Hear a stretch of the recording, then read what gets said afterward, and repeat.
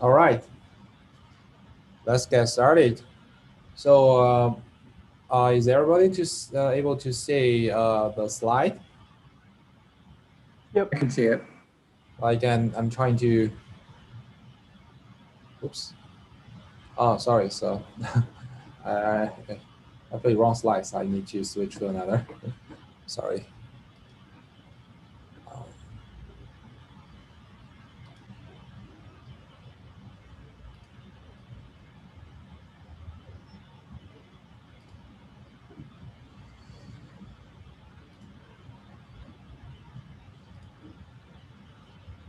so everybody can see this, right?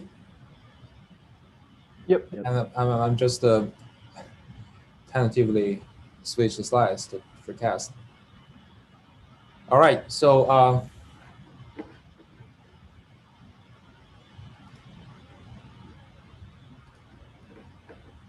let's start. And by the way, I want to remind everybody, tomorrow will be the deadline of our homework 0, and I think the time should be 11:59. So if you haven't started, please start it right now. There are quite a few problems that might not be that easy to solve, like in a few hours. Okay, and okay, let us talk about decision trees, right? So in the last lecture, we introduced the definition of decision trees, right? Namely decision tree representation. Um, decision tree is essentially a hierarchical structure that can represent data with a divide and conquer strategy. Right? And each node in the tree represents a data set. Meanwhile, is associated with a test feature. So if we want to further split that node to grow a few new branches, we're going to utilize this test feature. Right? We just look at uh, the possible distinct values that this test feature can take. Right? According to these feature values, we can further split the data set represented by the current node. Right? And then we can grow the tree, we add branches, then we'll end up with several child nodes. Right? Each node represents a smaller data set. So we continue this splitting procedure until we stop, right? Until we meet stop criterion. Then the nodes is called leaf nodes. Right? At the leaf nodes, we provide the class labels. So, sorry, I should change to make the marker better. Right? Okay.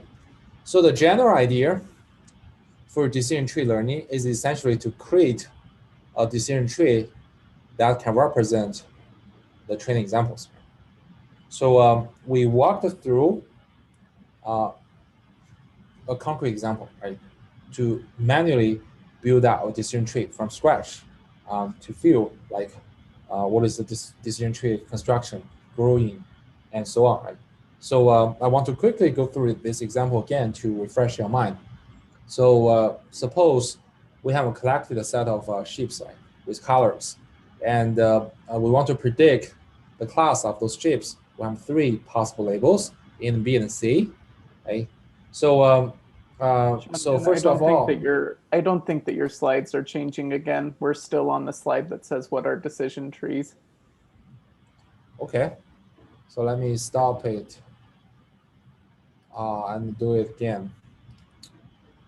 That's weird.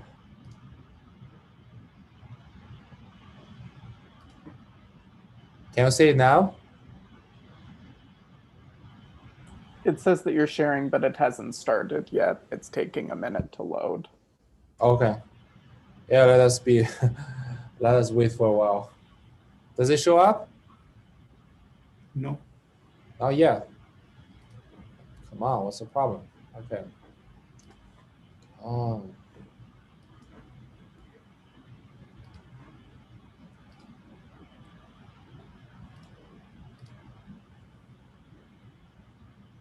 Can we see this? Not yet. Not yet.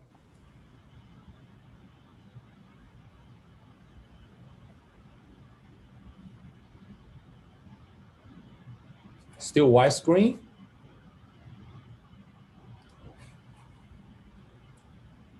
Black screen. Black screen.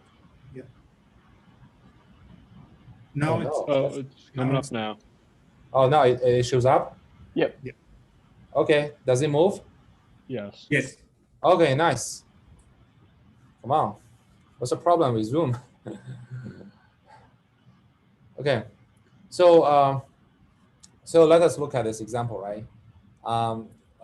Here are our training set, and we also discussed, like, from our own observation, if we are given a new test example who is a red triangle, naturally we would like to label it as B. The reason is that all the red shapes are labeled as B, right? No matter what kind of actual shape it has, right? So we'll see that how this observation is reflected in our created decision tree, right? So to create this decision tree, we first need to look at the set of attributes those examples have, right? So we have two attributes. One is color, the other is shape, right? So if we just start with color, right? So this is a root node which represents the entire data set, and we look at how many distinct colors do we have, right? We actually have three distinct colors, red, blue, and green, right? So we can grow three branches. And for each branch, it corresponds to the subset of examples whose color is blue, right? And then red, and then green, right? So first, we observe that for red shapes, all the red shapes are labeled, are classified as the same label, right? So that means we don't need to continue the split. We can stop here, we create the leaf node, then we'll assign label B to this leaf node. But if you look at the blue ships and green ships, they are not uniformly, they are not uniquely labeled, right? They're not pure enough. So we still need to split the nodes and create new branches, right? So for blue ships, we know that the blue circles are labeled as C, and blue triangles are labeled as A, and the blue rectangle labeled as C, right? That's where we get these three branches and corresponding nodes and subsets, right? And then further, because we found out if we further partition the blue ships according to their shape, and all the obtained subsets are purely labeled, like, you know, the blue triangles, sorry, here, they are uniquely labeled as B. So we stop here. We end up with a leaf node, and we have a label B assigned on this leaf node, right? And blue squares, only one square. Of course, it is uniquely labeled. So we create a leaf node assigned label A, right?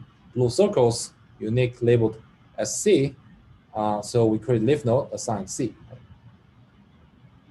So similar procedure, we can apply a similar procedure to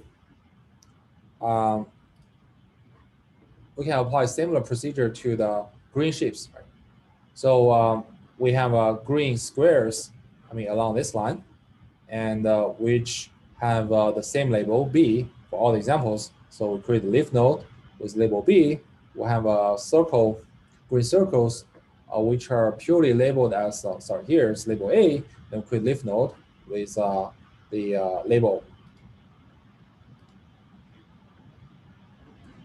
label A, right? So now we have finished the construction of our decision tree, and we can see that how this tree nodes represents each particular subset of data, right? So it's a hierarchical representation. The lower the level, meaning the more toward the leaves, the finer you represent data set, right? The higher the level, the coarse level, right? Like in the extreme case, root nodes simply represent the whole data set. And then given a decision tree, we can use it to conveniently classify new example, right? So the way is just to starting from the root and then going through the branches and until find the path to arrive at some leaf node, right? And then you just use the label associated with leaf node to make prediction. Right? For example, the red triangle, we start with the root node and then use the test condition along this branch, right? Meaning whether the color is red or not. So we end up with the leaf node and then give the label B. This is really convenient and intuitive. Right?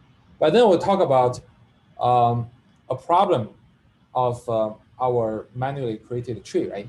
So what if we want to classify the green triangle, right? So if we want to find a path to the leaf node, we fail. Like we can try, right? So we start with color and we say, okay, it's green triangle, so it passes the test condition along this branch, right? And then I want to further test the shape, right? But we found that there's no test condition regarding triangle. So namely, we cannot find the leaf node that indicates the label. So that is definitely problematic. And last time, some of you have proposed how to fix this problem. It's a really great idea. But in this class, we'll give a systematic way to address this problem in our discussion about IT3 algorithm, namely the decision tree learning algorithm. Okay, so if we look at the decision trees, right, look at the essence of decision trees, we found that essentially each path, such a path, give our prediction results, namely from the root node to the leaf node, actually represents a rule, implying rule, right? So it basically consists of a set of test conditions. If you satisfy this test condition, and then it implies you're gonna have this label, right? So if you just enumerate all possible passes from the root node to the leaf nodes and make a conjunction down, you end up with another representation of decision trees. So that is here, right? That is here. So you just enumerate all passes.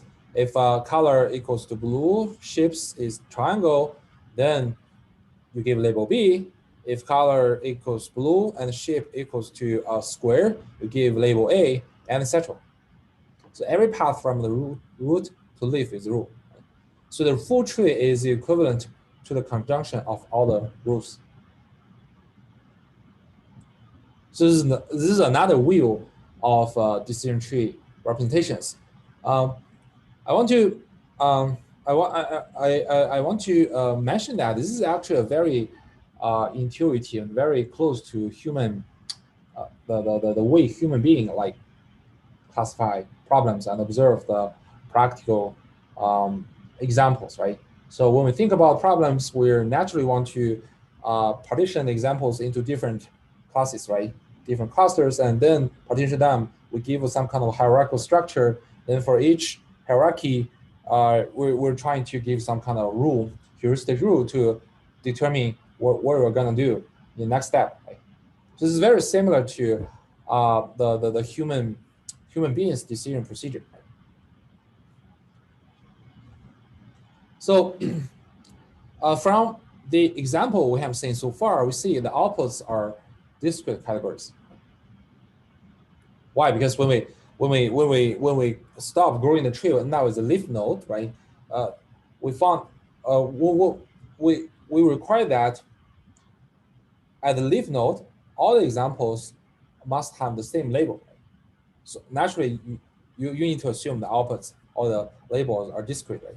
If your labels are real valued, there's no way to assume every example to have the same label, right? Like it is continuous. In theory, you might have like you have like infinite possible choices of the labels, right? But how can we deal with this problem? The answer is yes. And if we want to create decision tree to predict continuous outputs or continuous labels, this is called regression tree. Of course, our stopping criterion, I mean, our criterion to create a leaf node will need to be changed. At least we cannot enforce every example to have exactly the same label, right? But suppose we now have a way to create a regression tree, right? And then at the leaf node, we can expect that the corresponding, the associated subset of examples will have distinct outputs, right? But then how can we give the prediction, right? How can we assign a prediction result to this leaf node?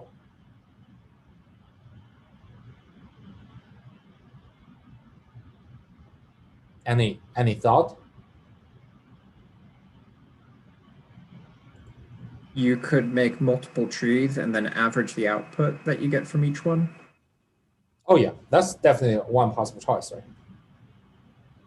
And but now let us assume we are only we're allowed to only create one tree, right? Could you do something like at each node you're adding or subtracting some value from like the output that you would get? So say at the root, it's like the average of the data. And then if it's blue, you add a certain amount, or if it's red, you subtract a certain amount. And then at the leaf, you would just like tally all of those up. Yeah, that sounds good. Right. Yeah, that sounds good. That's actually the common use strategy. Oh, someone asked we could calculate the probability for each action in the tree. Yeah, another way. This is kind of like Bayesian extension of decision trees. We're not gonna cover what is Bayesian tree in this class, but I can tell you, yeah, indeed, there's a very popular and powerful decision trees called the Bayesian card. Very powerful, but the limitation, the restriction is that the computation is kind of expensive. Yeah, but anyway, if you want to create a regression tree, right, at leaf node, how can we give the prediction, right? The most commonly used approach is simply to take the average. Like at leaf node, you definitely have a set of examples whose outputs, whose labels are, because they're continuous, they cannot be the same, right? And then how can we give a prediction? We just take the average. Another choice is to take the median. So basically, you use one value to summarize the labels in a subset of examples on this leaf node. And later we'll talk about how to handle noisy data. Like if you have noises in the label and in features, and if you have some features missing, how can we still create decision tree from scratch, right? And problem trees on this later. So another issue is that from our manual construction experience, like every time if we want to grow the tree, want to create new branches, we need to look at how many distinct values the attribute has, right? So suppose the current node is associated with the test feature, right, which has like 2 distinct values, and then you can create 2 branches, right? And one branch corresponds to one subset whose examples all take that particular value, right? The other takes the other, right? So, but now what if your test feature is continuous? This is definitely not uncommon, right? So suppose you have a feature to be length, right, to be height, to be weight, etc., to be temperature. Those are definitely continuous, right? And then how can we use continuous features to grow new tree branches or to partition the data? We can define range for each of the categories. Okay. Any other thought? Kind of along with that, like saying if the length is less than this amount, it goes into this route, and then if it's greater than some amount, then it goes down another path. Yeah, you do give an excellent answer. Yes, this is standard. This is a standard answer. Yeah, actually, we will never need to directly deal with the numerical feature values. Right? In this kind of situations, we always do some kind of binning or discretization strategy, like we use some kind of threshold or ranges predefined, and then we map the numerical feature values to a set of categorical features. So that means you need to first do some kind of conversion. Right? You convert numerical feature values into categorical features, where each categorical feature corresponds to one bin or range. Right? And then you can apply all the same procedure to create to expand the tree. So let us look at one particular example, right? So suppose we have those set of examples. This set of examples where the features are two continuous values, like x and y. And so if we want to create a decision tree, we need to first bin the feature in each axis, right? So we bin them into like three bins, right? Bin them into three discrete values.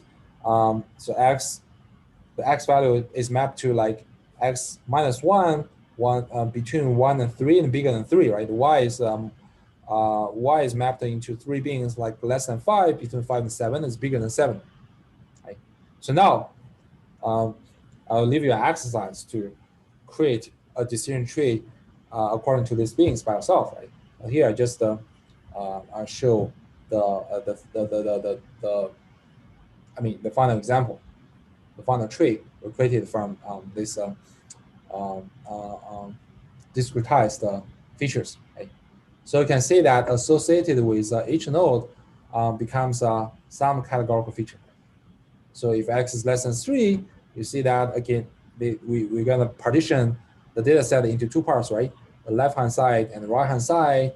And then we'll look at, and then we'll see if those subset of features are purely labeled. If not, we further choose new categorical features to partition, right?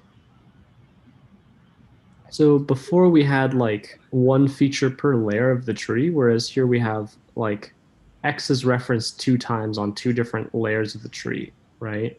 And so is that like x less than 3 and x less than 1, could those be seen as 2 different features? And like how do we decide what those are going to be, you know? Yeah, I know. Yeah. So don't be confused here. So here you essentially if you choose to discretize x into 3 categorical features, you end up with 3 categorical features. It's not they're not the same feature. But x less than 1, bigger than 1 is different than x less than 3, x less than 3 and bigger than 3. Right? Gotcha. So the x less than 3 is, I guess, So if this is 3 different features, right? The x less than 3 doesn't it doesn't rule out that it could be also less than 1, right? Which is the weird thing, right? It's not. No, it isn't, we usually don't try to enforce such kind of like constraint. It's not necessary. I guess it just takes some ordering of which feature, like how you place the features on the tree, right? Because if you asked is x less than 1 first and then asked is x less than 3 later, you wouldn't get the same, like. That's wouldn't work as well. Yeah, that's the question we're gonna address today. This is basically so your question is basically how do we select the feature to split the data set and to create the tree, right? Yeah. So that's a key problem. That actually is a key problem. We're going to discuss this problem. We're going to discuss how to address that and how to automatically select the best feature to split the current subset of data to ensure your tree is growing not that big. But anyway, let us do this step by step, right? First, we need to be aware the case of numerical features, and the common strategy is just to discretization, to discretize the feature into several categorical features.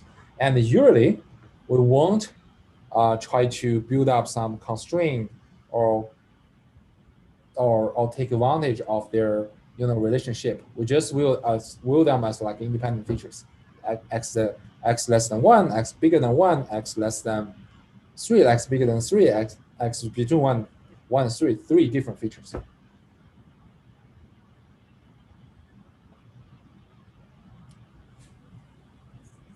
Does it sound good? Any questions so far? Okay, so and the last thing I want you, I want you to have some kind of impression is a decision tree, although seems intuitive and simple, but actually it's not simple. How can we say that? How can we say this, right? We can look at the classification boundary made by decision trees. So what does classification boundary means? Just means the boundary where the decision tree separate all the positive examples from negative example. So you can say this boundary is quite nonlinear, which implies the complexity of decision trees. So later we'll discuss about linear models, linear regression, linear classifier. That basically means they just simply choose a line to separate positive examples from negative examples. Those are definitely some kind of the simpler machine learning models, although they are very, very useful and very, very important. And as compared with those linear models, decision trees actually are more complex. They often end up with like highly nonlinear classification boundaries. And later we'll see like how classification boundaries and concepts related to the boundaries determine the generalization capability of the LLM classifiers. And based on that, that is about like computational learning theory. And based upon computational learning theory, we develop the support vector machines. We see all those things are kind of connected. Okay, so here I will give a quick summary of decision tree representations. So basically, decision tree is a hierarchical, is a compact data representation, and it is natural to human beings.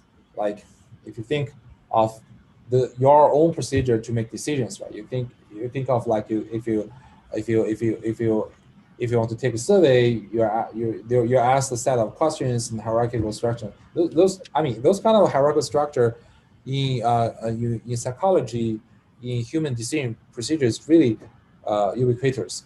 That's why people like decision trees, because it resembles what we did, right? And also predicting with a decision tree is really easy. We just define a path from the root node to the leaf node, which consists of a set of testing conditions. And if your example satisfy this sequence of test conditions, you give the label associated with the leaf. Right? It's pretty intuitive and pretty simple.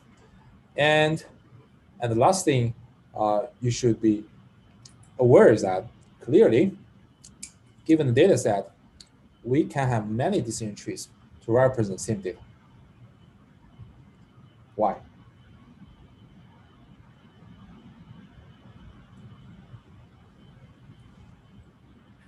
Someone has pointed out, right?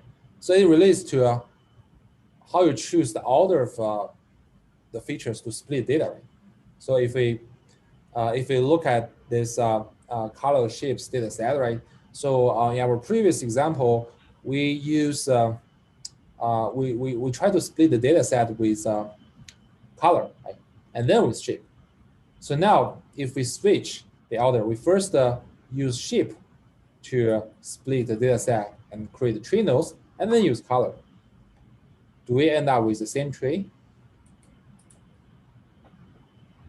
Obvious not, right? So I will leave this as an exercise. This should appear in our homework 1. Okay, so now let us talk about the decision tree learning algorithm. I need to stop the sharing and switch to another slice. Hopefully it won't bring us too much trouble.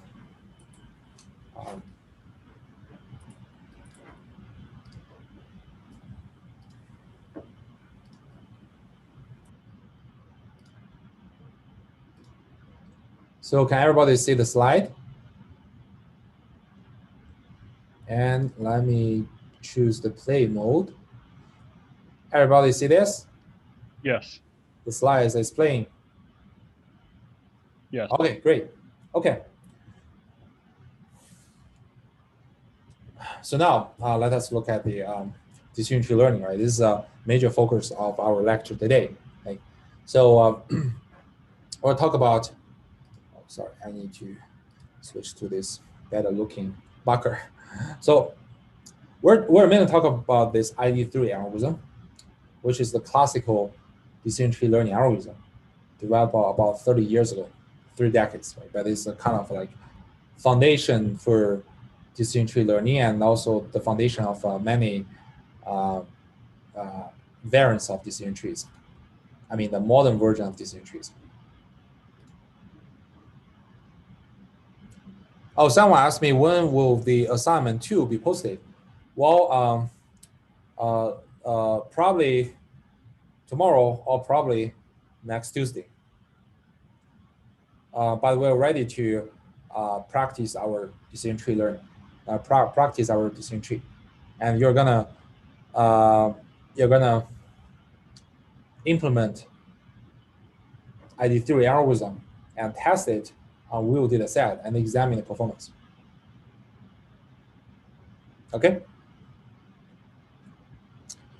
And we'll see that the ID3 algorithm is essentially a greedy heuristic way to construct a tree. It's a trade-off between the efficiency to find the good trees and also the quality of the tree. And we'll discuss what does it mean for quality of trees, right? What kind of trees can be viewed as good? What kind of trees we assume is bad?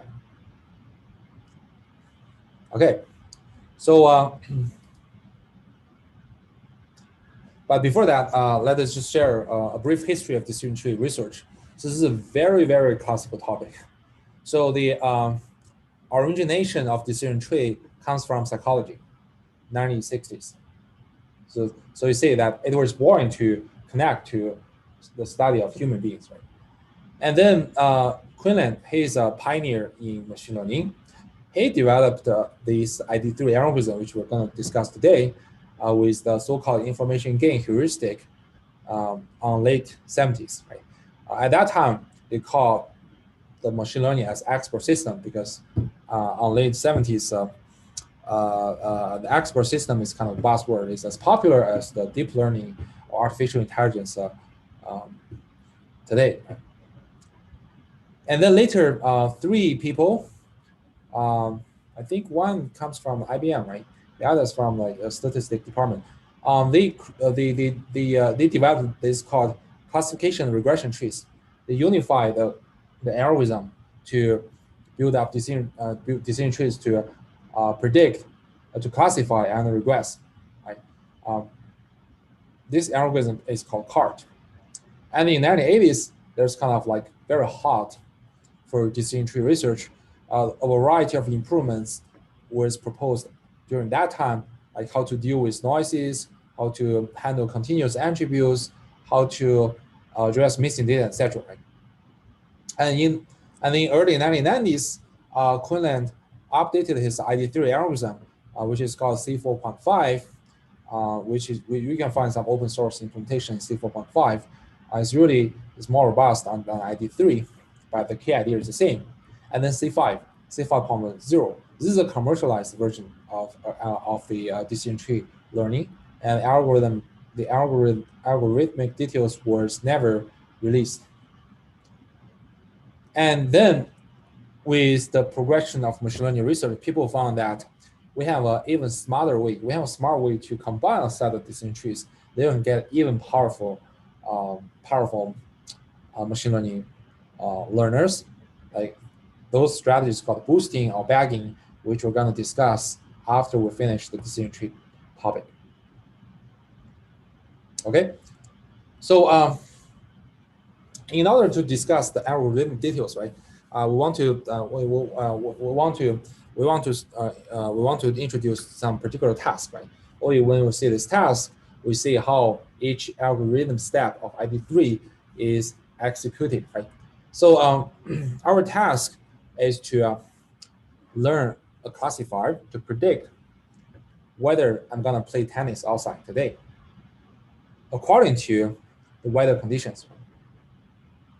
So we use 4 categorical features to represent the weather today, right?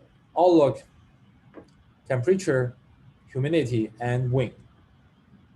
So outlook can take 3 possible values: sun, overcast, and rain, right? So overcast just means cloudy, right?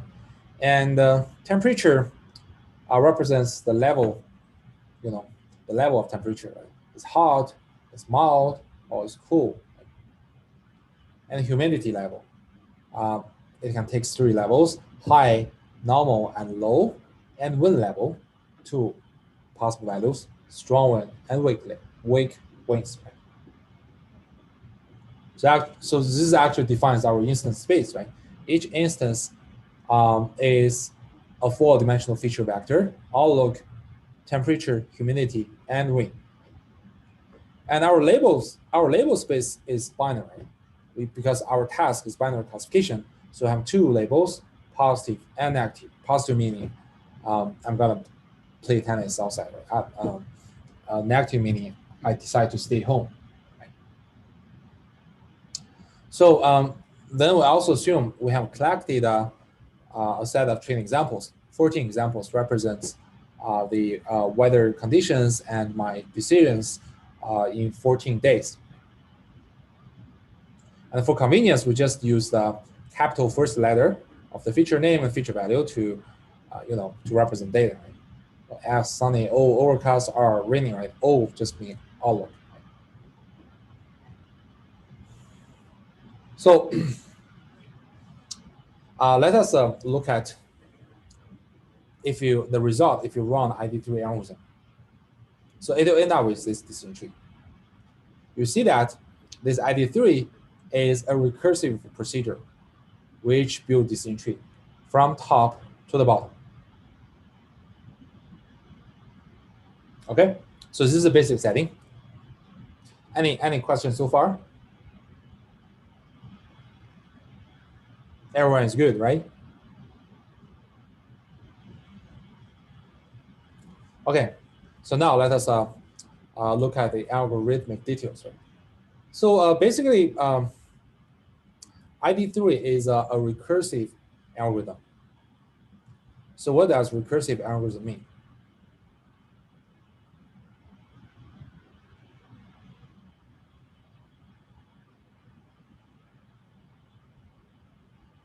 Anyone? It calls on itself. Yes, right. Recursive simply means I can keep calling myself. Right? So if you study some computer science, right, you take some computer science like data structure or architecture, those kind of courses, you know that to implement recursive, you need to use stack. Right? Stack is data structure, right? Stack, and whenever you call itself, you actually increase the stack. Right?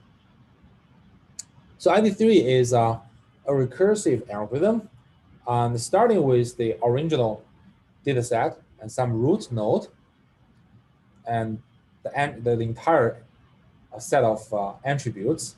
Then by recursively call itself, it kind of like continuously split the data set into many subsets and create new branches and nodes until we reach the leaf node and stop growing. So this is a basic idea, right? So let us look at how many inputs are required for ID3, right? So actually, it needs 3 inputs. First, input S are the set of training examples so far. So at the beginning, this set of examples is just the entire training set, right? But when you create the tree and continue to create the tree, you might end up with the current node, which is a subset of training example, right? And label are the label set are the target attribute or the labels associated with each input, each instances in S. And the third input is called attribute set. So attributes is a set of attributes from which we can choose one attribute to split as such that we can create new branches and new nodes. Okay? So to summarize, we have 3 inputs to ID3. This is important, right? The current set of examples, their labels, and the set of features from which we pick up one to split S and grow the tree. Okay? So now let us look at the algorithm design, ID3, right? So first, as we just mentioned, right, ID3 is a recursive algorithm. So to design a recursive algorithm, what is the first step? What is the foremost and first step? We need a base case. Mm-hmm. Can you elaborate it a little bit more? Something that'll end the recursion. Yes, exactly. That's the key point, right? So because recursion means that, okay, I can continuously call myself, right? If you do not specify when you can stop calling myself, your memory will soon explode. Right? Your operating system will like pop up message saying your stack or is overflow, right? So the very important step whenever you design a recursive algorithm is to first consider when to stop. Right? This is called stopping condition or basic case. So now, what is the base case, or the stopping case for ID3?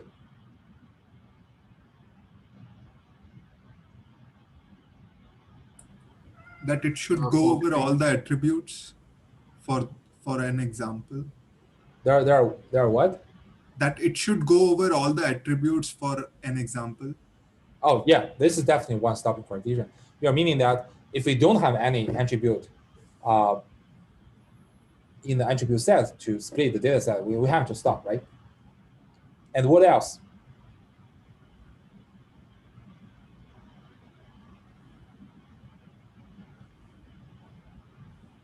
Yeah, someone said all attributes have the same label, right? I want to be more straightforward. So it means that if we have some leaf node, we need to create some leaf node. That means we stop, right?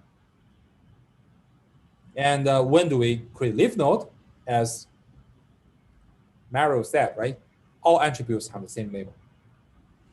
So now we have our stopping criteria of the base case, right? If all examples have the same label, then we just return leaf node. And we use that label, we assign that label to this leaf node. Right? This is a stopping case. Right?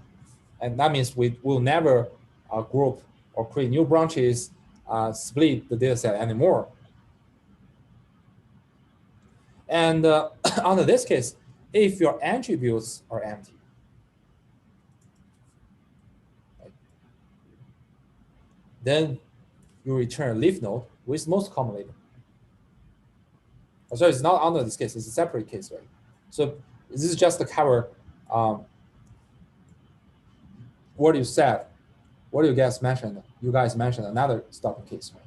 If your current set of examples actually still have different labels, right? But I don't have any attribute that can split the data set. I have to stop as well. Right? But even we still have like a different more than 2 labels in the current set. I have to stop, and then we have to create a leaf node. And which label should I assign? I'm going to use the most common label in the current set of example sets. So this is a stopping condition, right? It determines when we stop growing the tree and when this recursion stops.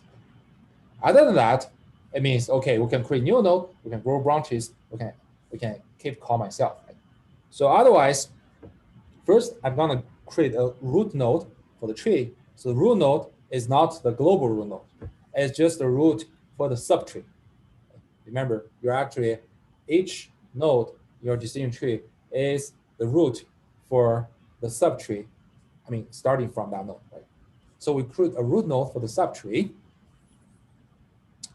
And of course, that root node corresponds to current training examples S. Right? And then we're going to consider expand tree along starting from this node. Right? How can we do that? We look at attributes in this attribute set. We find out a particular attribute that best splits the data set S. So here comes a problem. So what does it mean for best splitting the set of examples S? So let us postpone this question. Right? Suppose I have some kind of rule that I can find such a best to distribute best attribute A, right? And then how can I use A to create new branches? I just enumerate each possible value V of that attribute A can take, right? And then we'll create a new branch from this root node, right? And this new branch corresponds to a test condition A equals to V, right? And then I pick up the subset of examples in S, where each example, his attribute A takes value V. So we denote this subset by SV.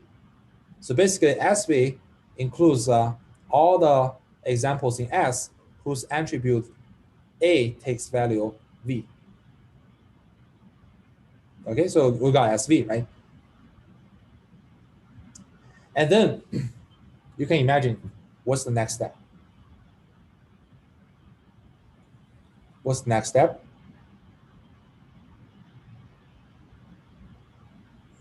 You're just going to call ID3 on that new subset. Yes, exactly, right?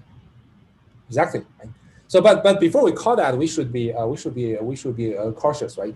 So we should first consider what if SV is empty, meaning the set of examples are empty. Of course, if the set of examples are empty, we're not able to split an empty data set, right? So it's not necessary for us to recursively call it. Right? And then the problem is that do we still need to create a leaf node or branch for this empty subset?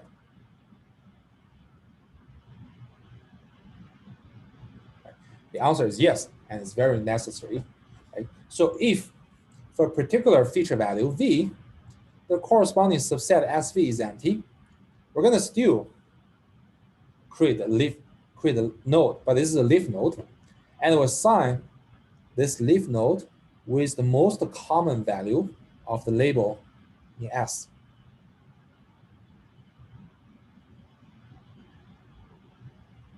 Why?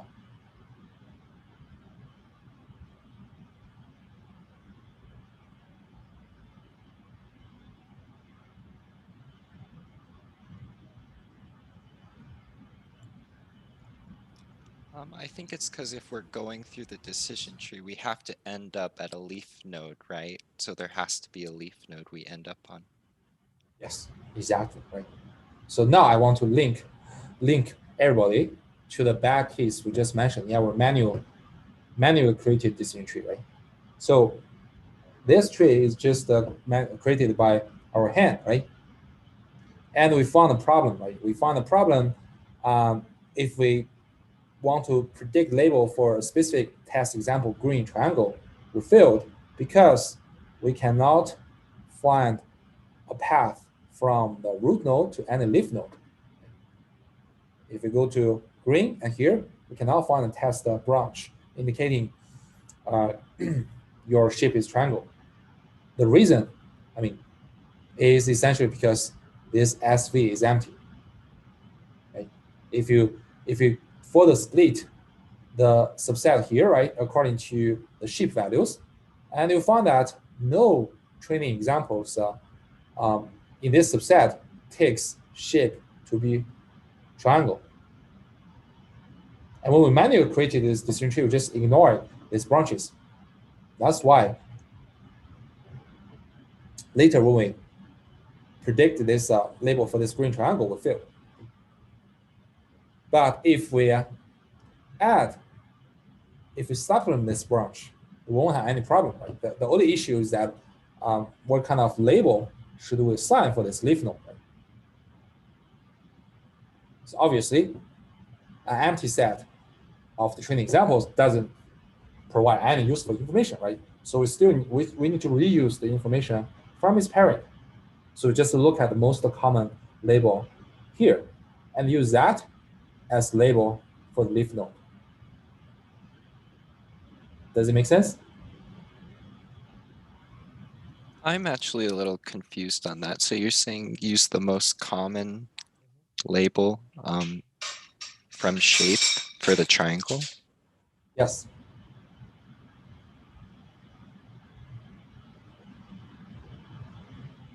So this is the most reasonable option. Of course, you can use other you can use other heuristics which you think is even more reasonable, but more safe way. I mean, safer choices will be just look at, because right now at this particular node, my training set is empty, right? I cannot provide any information to indicate to determine which label I should use. Right? Then how should I do? I can only look at the information from the parent node. Right?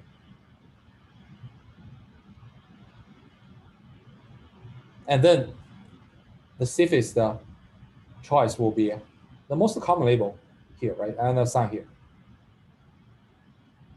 Okay. Okay. Any question? So this means that decision trees will always be complete. Like they won't have any missing paths. Yes, exactly. This is a very, very important step. So of course, if your data set, I mean, your training examples are many and are comprehensive enough to ensure you are gonna grow new branches and non-empty set at every step, that's fine, right? But in practice, there are many cases, like sparse local cases, in which that you cannot grow all the branches, but we still need to ensure our decision tree to be complete. Right? So, like, suppose you have your customer want to use your machine learning algorithm to predict something, right? You shouldn't tell your customer that okay, for this particular case, I cannot give any prediction. This is not accepted, right? No matter it's good or not, you should give them some prediction. Right? You cannot say, okay, sorry, I cannot make any prediction on that. Okay. Okay, so this is a very important step, an algorithm step, and I want everybody to be aware of this step. Otherwise, if you ignore this step, I have seen this case before, right? The student came to me and say, okay, professor, I don't know, sometimes my decision tree is just stuck there, crashed. What happened? It's likely that you didn't end up with this. You didn't implement this step, and you need to be very careful, right? So you need to consider this corner case. But if you add these steps in your recursive procedure, in recursive tree creation procedure, you ensure that your tree are always complete, meaning that you can cover all the test cases. Where are we actually recursing in here? I don't see a call to ID3, and I think I'm gonna tell you right now. Yeah. Oh, sweet. Okay. Okay. So now this is SV is empty, right? So if SV is not empty, meaning that okay, we can consider further partitioning, further partition in this data set and create new nodes, right? So we call ID3 again, right? And now the input becomes like this, right? the set of examples now becomes SV, a subset, right? And label, obviously, are the labels of the examples in SV only. But interesting thing is that now the attribute set should remove A, should get rid of A, which was used to split the data set here. Why?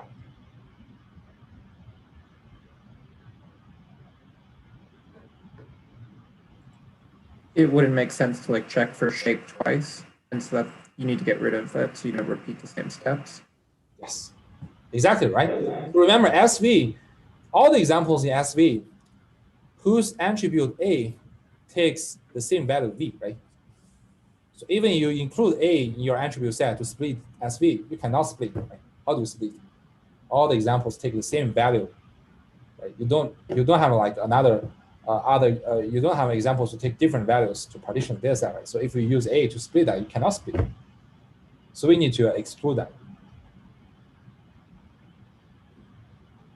And then now by recursive calling ID3 here with new subset, with new attribute set, and you're gonna create new nodes, right, in the lower level, and either continue the expansion of tree or meet some stopping criteria, end up with leaf node and return, right? And when all the recursive procedure are stopped, you end up with the tree, right?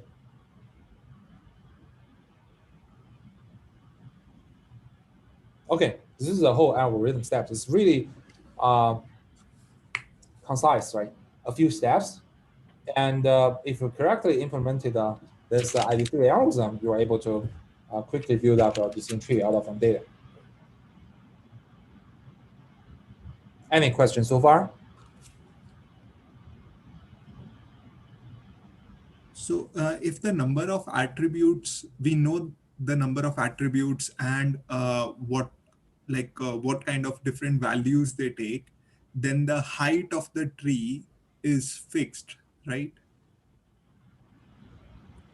I guess you're saying the maximum height of the tree, right? Yeah. Yes, of course. But the issue is that in practice, there are often like many attributes, right? You have 1,000 attributes. You don't expect your tree will grow to like 1,000 levels. That's too big. Yeah. I will talk about how to make your tree to be as small as possible. Okay.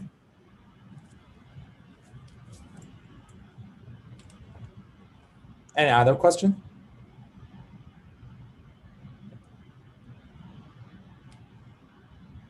Okay, so everybody is good? Okay. So now let us look at the remaining problem, right? So there is one problem that is not addressed. How do we select the attribute to split the data set, right? What does it mean for best splitting the example set S? Right? So to answer this question, we need to think about like from scratch, right? So as we discussed, right, for the same data set, we might have like different versions of decision trees. All those decision trees can perfectly represent the whole data set.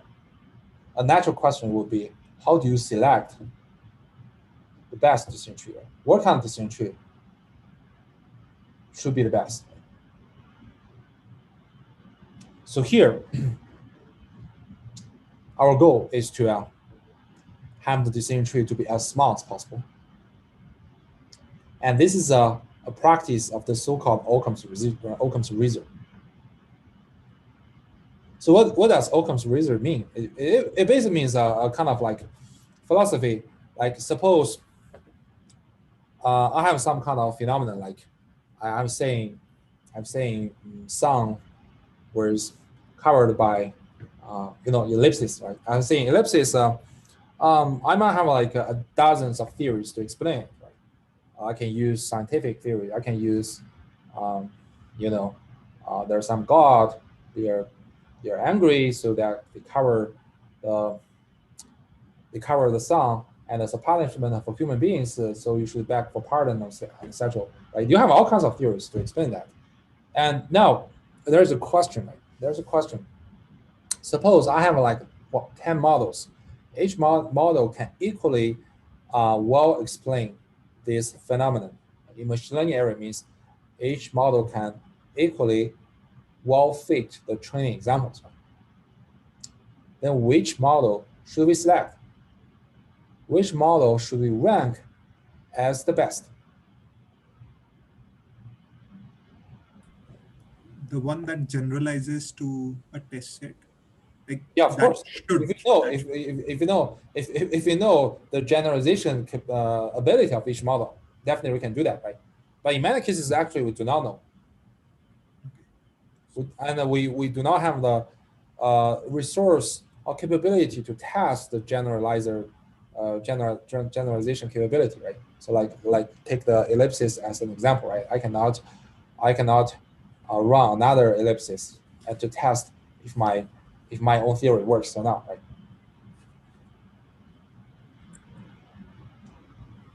So simplest model? Yes, exactly right. So that's what Occam's razor advocates. It basically means, okay, if I'm set of models, right, they're equally good to explain the data, then you choose the simplest one.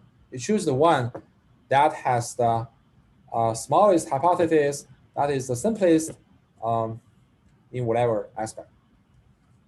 So if you apply that principle in our decision tree, it simply means that, okay, we want to find the decision tree to be as small as possible.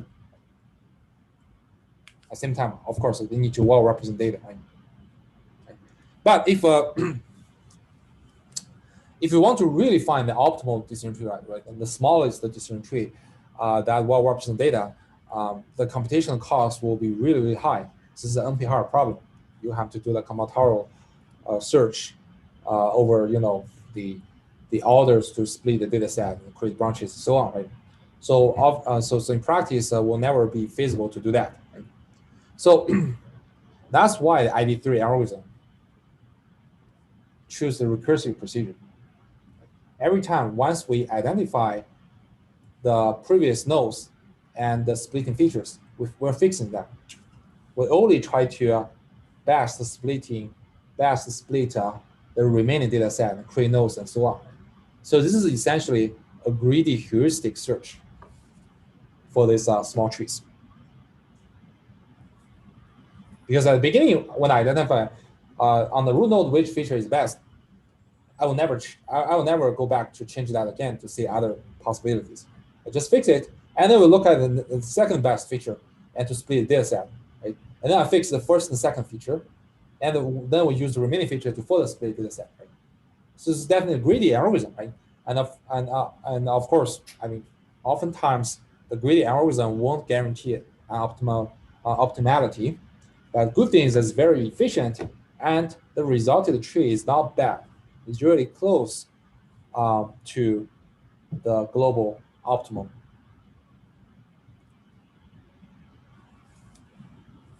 Does it make sense?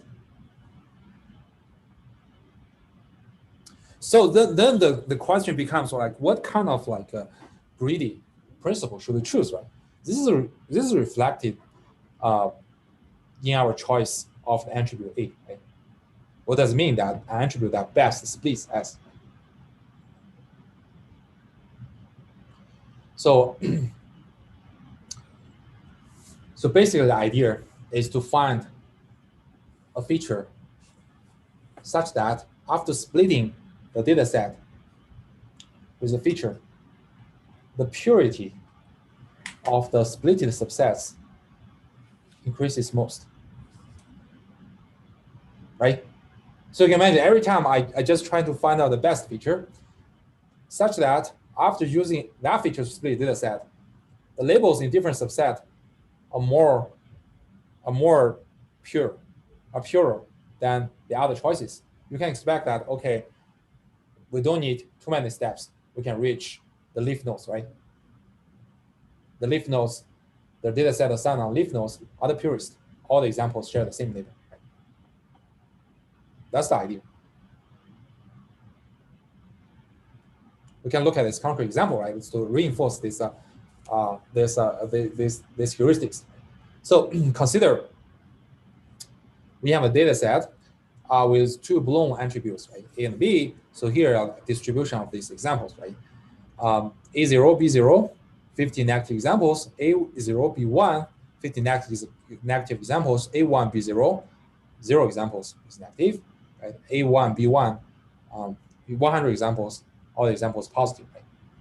So we have two choices, right? We can use A to split data set, we can use B to split data set.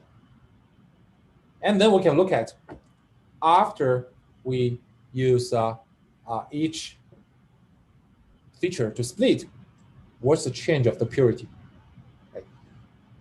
So suppose I choose A, right? If I use A to split, what happened? Right? You see, when A equals to 0, then we got 100 examples, and every example are negative, right? And when A is 1, we have another 100 examples, and every example is positive.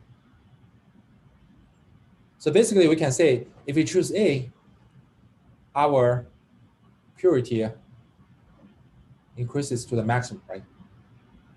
We got maximum purity on the splitted data subsets, right? Then we'll end up with two leaf nodes. We're done. But what if we split on B? If we split on B, unfortunately, we don't get purely labeled nodes. Right? So when B equals to 0, well, we get 50 negative examples, that's fine. But when B equals to 1, we have a mixed labeled data set, right? We have 50 negative examples, 100 positive examples, which are quite mixed, right? Far from being purity. So we have to continue split this subset, right? According to A, then we'll end up the tree, right? So now we can say if we use B to split the data set, we get a bigger tree than using A. Right? So obviously we should choose A. We should choose A, and as our to expand the tree such that we can at end we end up with a small tree. You keep saying the purely labeled nodes. Could you say again what you mean by that? Purely means how the labels are distributed in your subset. Like if all the examples in your subset share the same label, you have the purest examples, right? Okay, gotcha. So when you are like creating a subset to then branch off of, like if they're all the same, then that means you don't need to branch again, right? Yes. Okay. You actually obtain the purest split, right? I mean, purest subset after splitting. Does it make sense? Okay. Yeah. So let us consider a more complex case, right? So suppose we know for this third type of examples, right? A is 1 and B is 0. We have 3 examples, right? So then we want to look at which attributes should we choose, right? Again, we first try A, right? So if we try A, you end up with 2 subsets. The first subset takes A being 0, so you have 100 purely labeled negative examples. And but now when A takes 1, you have a mixed set of examples, right? You have 100 positive examples and have 3 negative examples. And now if we look at B, right? If you choose B to split data set, when B is 0, your corresponding subset that is here and here consists of 53 examples. They are purely labeled as negative, right? But when B equals to 1, right, it corresponds to the cases here and here, right? You still have 100 positive examples and 50 negative examples. So now I want to ask, which attribute should we choose?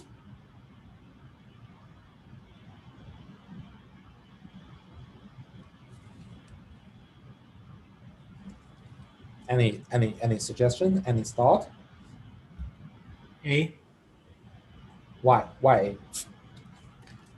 because A has only 3 negative examples and 100 positive examples. Yes. So it should be easier to split next time. Yes, exactly right. So although A and B both resulted in not purely labeled examples. I mean, it kind of mixed labeled subsets. But if we compare the purity, obviously A is better, right? A now is better, right? Because you have like 100 examples positive, 3 negative examples, only 3 negative examples, right? The majority portion of these examples are positive. On the contrary, for the subset obtained by B, is kind of you have 100 positive examples, you have 50 negative examples. So the purity is much less. So expect that starting with this result and continue, will stop sooner than using B. Right?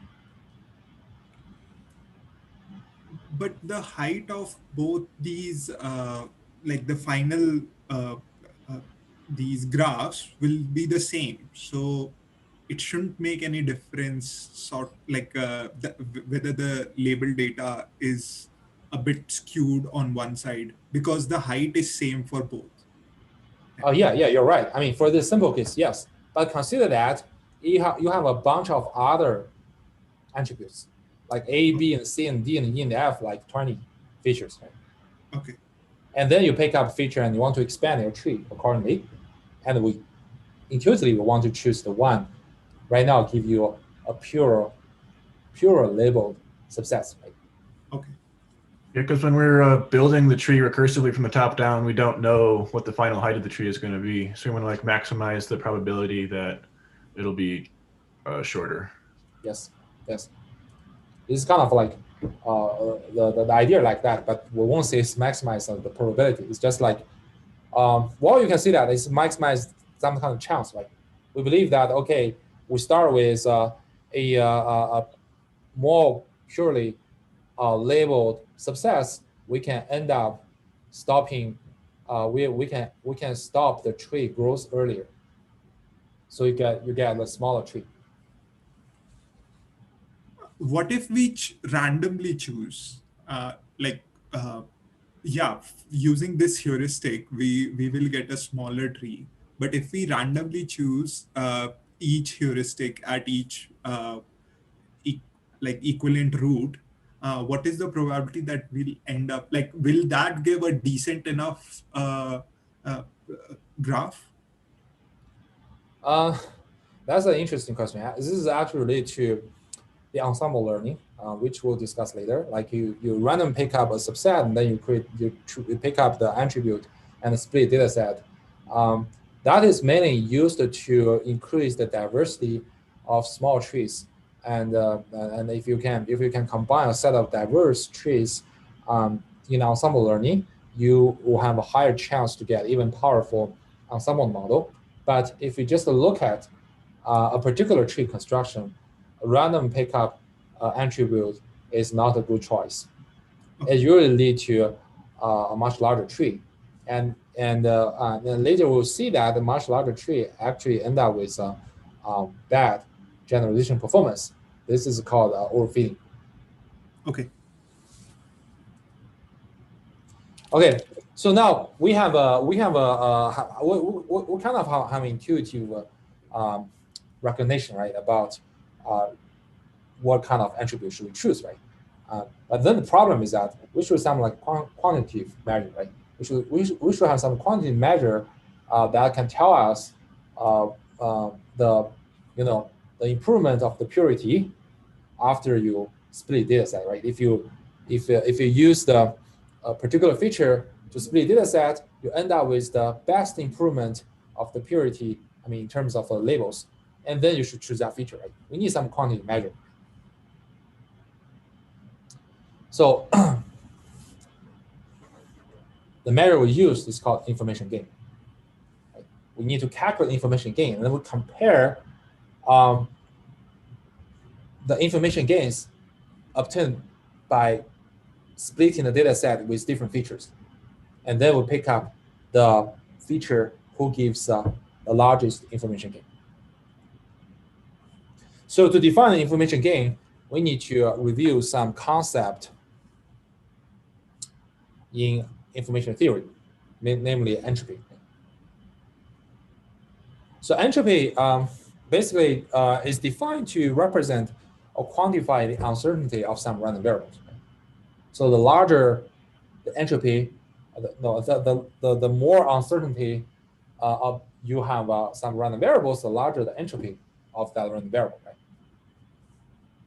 So if if you look at the entropy for set examples, right? See, suppose those examples are binary, right? So the entropy is just computed as like this, right? So here P plus, P minus is the portion of positive examples and negative examples respectively. So it's basically says how the ratio of positive example, the ratio of negative examples, right?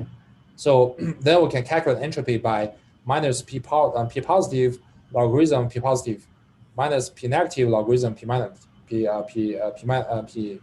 minus. And because this P positive P minus P plus, P minus are less than 0 or less than 1, right? So we should take negative here to ensure the entropy is non-negative, right? So remember, entropy is always non-negative. So we can generalize the definition to multiple labels, right? Suppose I have a set of examples with k labels, so we can calculate the probabilities of each label, right? P1 to Pk, then the entropy is calculated at this way, right? Summation over each pi logarithm pi, right? And then you take negative, right? You take minus here to ensure the entropy is positive. So of course, entropy in information theory has other meanings, like how do you code some kind of continuous values, right? Which we do not to discuss about details here, right? And the entropy arrives biggest when you have like uniform distribution. Like for two label cases, when P plus equals to P minus equals to 0.5, your entropy reaches maximum, which is 1. Of course, if it is multiple classes like P1, P2 to Pk, then when they are equal, like all of this proportion to be 1 over k, your entropy reaches maximum. That's intuitive in that when you take uniform distribution, your random variable takes a uniform distribution, you're most uncertain about the value that random variable takes, right? Because it has equal chance to take all possible values. But on the other hand, I mean, if all the examples belong to the same label, the entropy is reduced to 0. That means you're most certain about labels in your data set, right?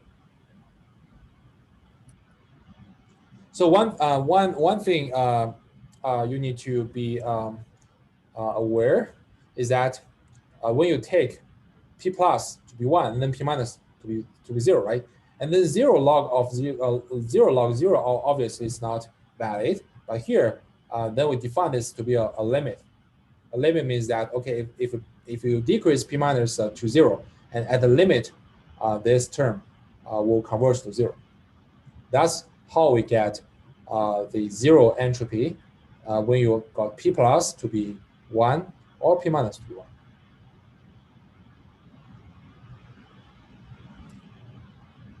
Right? So here's some kind of illustration, right? And if you have a highly imbalanced portions of those examples, your entropy will be quite small, because that means you are much more certain about the labels in this set, right? And when you have like equally distributed labels, then your entropy becomes large. Why? Because you're most uncertain about the examples. Right? So similar things, similar argument applies to entropy for multi-class or multi-labels, right? So if you check it out, you'll see that when every label has the equal chance, your entropy X maximum, meaning that you are most uncertain about the labels in your training examples. Otherwise, the entropy will be much smaller. See this case, right? So we know one particular label, it dominates all the other examples. That means I'm pretty much sure it's high. It's very likely your example will take this label. You can see the entropy is much smaller. And this is the case in between. Okay, so let us stop here today. And on next Tuesday, we're gonna talk about how do we use entropy to represent the purity, and then how do we define the information gain. Information gain actually is a reduction of the entropy. In other words, is an increase of the purity. And then we use a concrete example to show how we calculate the information gain and then create the decision tree with ID3. Okay. See you guys. And have a great weekend.